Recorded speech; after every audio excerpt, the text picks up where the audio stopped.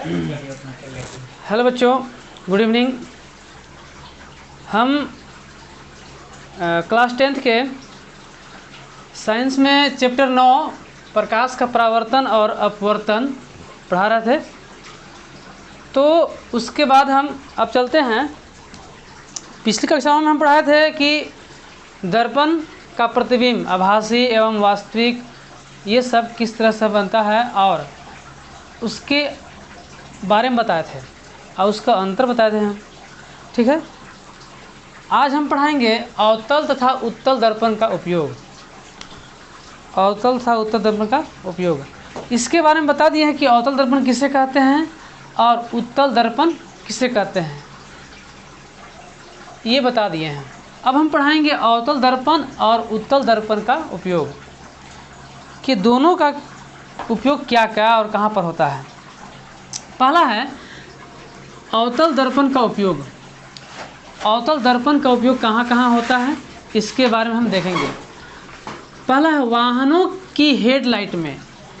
वाहनों की हेडलाइट, वाहन जब देखे होंगे आप लोग तो उसका सबसे आगे एक बॉल लगा रहता है, उसे बोलते हैं हेडलाइट। उसमें अवतल दर्पण रहता है, आप देखे होंगे ना कि अवतल दर्पण उस पर लगा होता है और वो जो है से पूरा प्रकाश को फैला देता है। कैसे? इसमें प्रकाश की किरणें समानांतर निकलती है। समानांतर निकलती है मतलब इस तरह से निकलती है, ठीक है।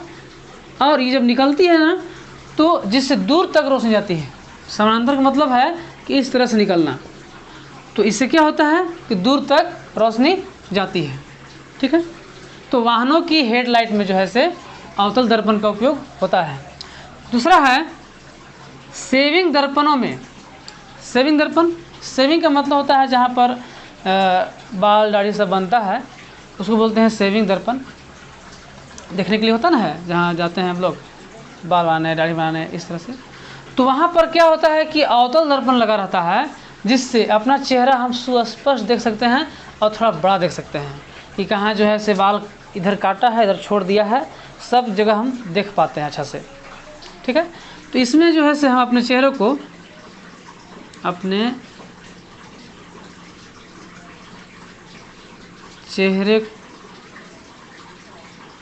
चेहरे को सुस्पष्ट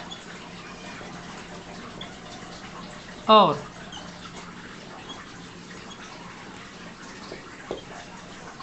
बड़ा देख पाते हैं।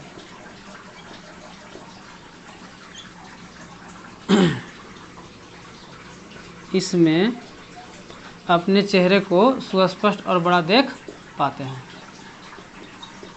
कहाँ पर? जहाँ सेविंग होता है, सेविंग दर्पण लगा रहता है वहाँ पर, ठीक है। तीसरा है, उसके बाद है सौर भट्टियों में। सौर भट्टियों,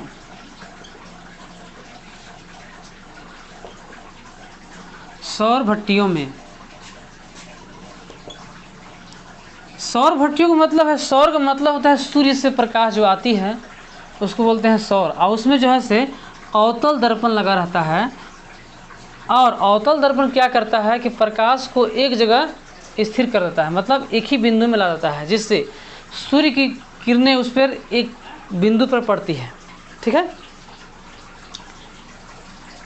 जिससे अधिक ऊष्मा निकलता है, जिससे अधिक ऊष्मा प्राप्त होता है।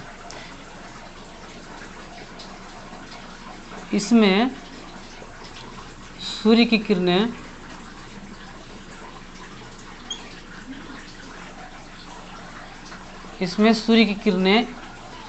एक बिंदु पर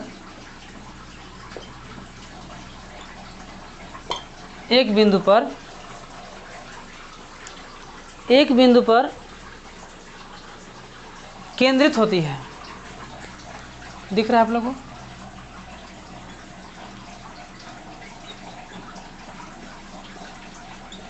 एक बिंदु पर केंद्रित होती है, ठीक है।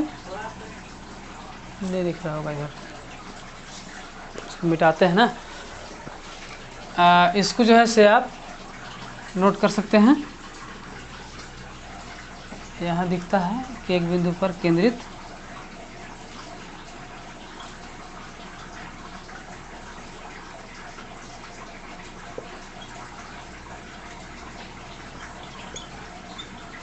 होती है, जिससे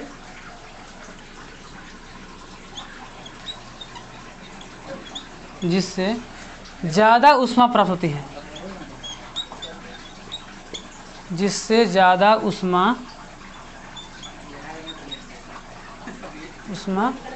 प्राप्त होती है, जिससे ज़्यादा ऊष्मा प्राप्त होती है।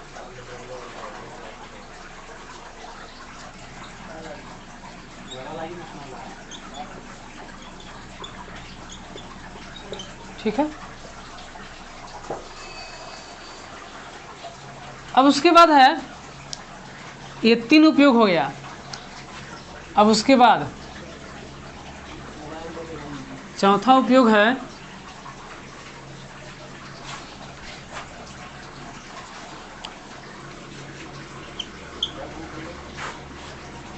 दंत चिकित्सकों पास दंत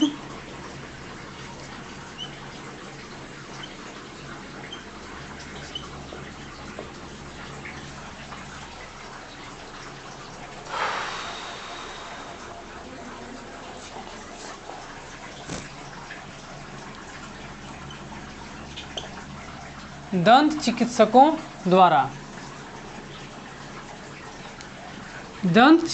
द्वारा जो है से अवतल दर्पण का प्रयोग होता है। इसमें दांत को बड़ा देखने के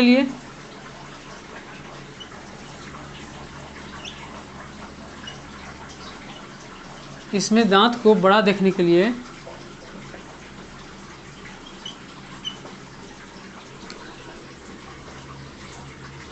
प्रयोग में लाया जाता है। ठीक है, प्रयोग में लाया जाता है।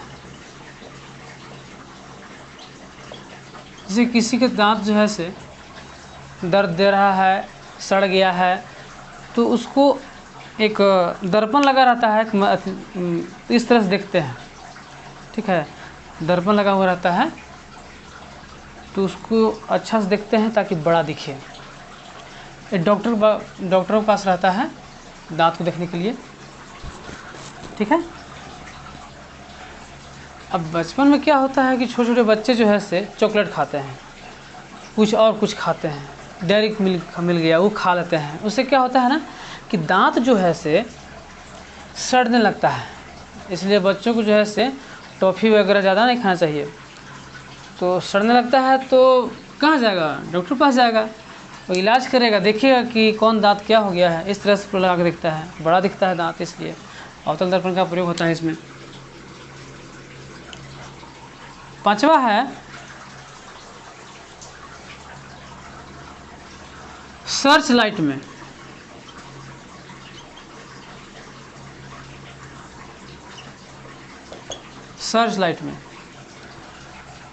सर्च लाइट का मतलब होता है खोजबीन करने वाला लाइट। जो पुलिस है ना, पुलिस लोग, ये सब सर्च लाइट लगते हैं। या तो फिर एक बहुत बड़ा बॉल लगा रहता है, उसमें अवतल दर्पण रहता है, जिससे पूरा दूर तक फोकस आता है, दूर तक लाइट जाएगा उसका। उसे जो है से हम सर्च लाइट कहते हैं। ठीक है। इसमें जो है से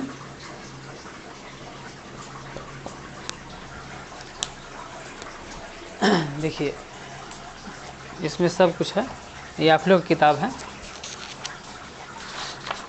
तो आज हम पढ़ा रहे हैं इसमें अवतर और उत्तर का प्रयोग। ठीक है।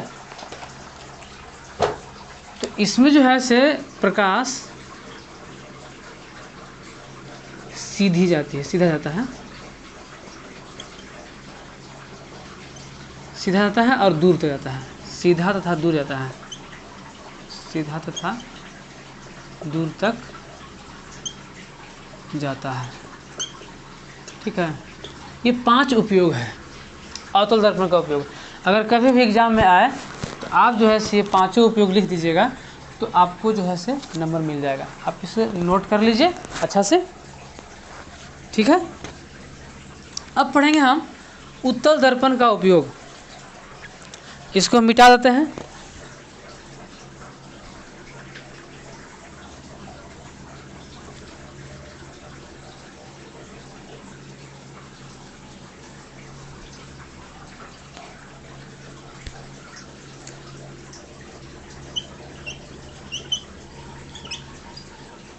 उत्तल दर्पण का उपयोग।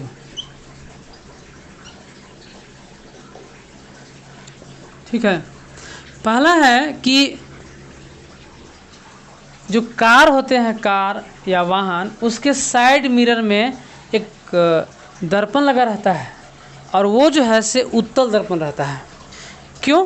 क्योंकि जो पीछे से जो वाहन आते हैं वो सुस्पष्ट दिखता है और छोटे छोटे दिखते हैं लेकिन सुस्पष्ट दिखता है, दूर तक जो है से वो दिखाता है वो दर्पण।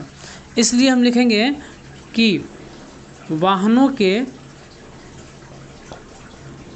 के साइड मिरर में, इसको हम साइड या रियर व्यू मिरर कहते हैं। रियर व्यू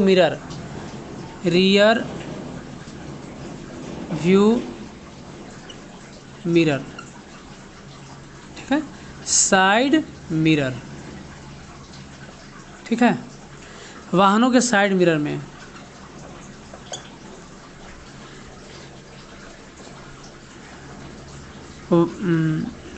पीछे के वाहनों को, पीछे से आ रही वाहनों को सुस्पष्ट देखने के लिए, सुस्पष्ट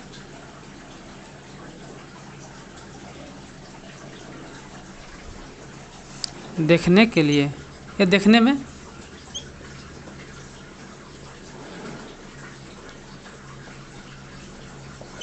ठीक है, पीछे से आ रही वाहनों को सुस्पष्ट देखने में इस साइड मिरर का रूप में उत्तल दर्पण का प्रयोग होता है। दूसरा है स्ट्रीट लैंप में।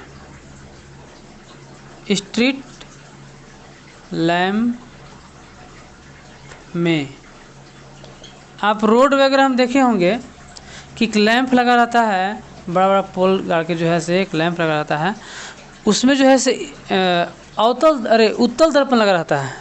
उत्तल दर्पण लगा रहता है जो प्रकाश को पूरा फैला देता है, यानी चारों तरफ जो है से फैलाता है। तो आप सड़क के किनारे स्ट्रीट लैंप लगे रहते हैं, आप उसमें देख सकते हैं। तो इसमें जो है से प्रकाश क्या होता है, इसमें प्रकाश फैल जाते हैं, इसमें प्रकाश फैल जाते हैं, इसलिए स्ट्रीट लैंप में इसका प्रयोग होता है। ठीक है, इसमें प्रकाश फैल जाते हैं इसलिए स्ट्रीट लैंप में इसका प्रयोग होता है। तीसरा है, आप कभी एटीएम जाइएगा तो एटीएम में जाते हैं पैसा निकालने के लिए, पैसा चेक करने के लिए, बहुत कुछ काम होता है एटीएम में। तो एटीएम जो मशीन रहता है ना, ये देखिए मान चलिए कि मशीन है, यहाँ पर एक मशीन रहता है, इसमें हम अपना बटन चिपते हैं, ठीक है, इस तरह से कुछ भी। अब यहाँ पर जो है से एक दर्पण लगल रहता है इस तरह से, ठीक है, ये दर्पण है मान के चलिए, यहीं पर एक उत्तल दर्पण रहता है, ये एटीएम मशीन है। अब यहाँ पर जो है एक दर्पण है, ये है उत्तल दर्पण। अब ये हल्का उठा हुआ टाइप का रहेगा, आप जाइएगा इसको देख सकते हैं। ये मतलब ये नहीं कि आप जाकर जो है पूरा कंघी हुई कर रहे हैं, इस तरह से सब कर रहे हैं, इसको देखने के लिए नहीं होता है। ये पीछे जो लोग खड़े हैं उसको देखने के लिए होता है कि वो किस स्थिति में खड़े हैं, अगर हम पैसा निकाल रहे हैं तो क्या कर रहे हैं, पिछला अगला का बिहेवियर क्या है, सब कुछ हम इस दर्पण द्वारा हम देख पाते हैं। ठीक है, इसलिए एटीएम में एक दर्पण लगाया जाता है ताकि हम पीछे के लोगों को आसानी से सुस्पष्ट देख सकते हैं। तो यहाँ लिखते हैं कि एटीएम के मशीन में, एटीएम के मशीन में उत्तल दर्पण का प्रयोग होता है।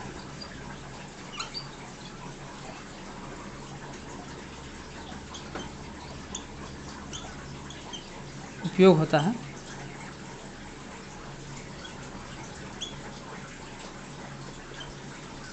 उत्तल दर्पण का उपयोग होता है। क्यों? अभी हम बताएं कि जो लोग पीछे खड़े हैं उसको देखने के लिए, ठीक है। इसमें लिख सकते हैं कि पीछे खड़े व्यक्तियों को देखने के लिए।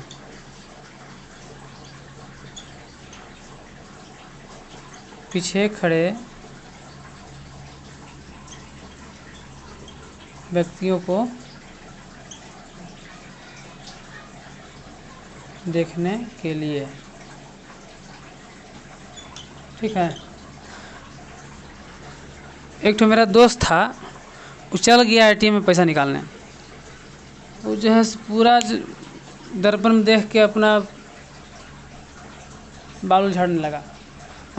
तो हम बोले कि पैसा निकाल के चलिए, ये पीछे खड़े व्यक्तियों को देखने के लिए है, ठीक है।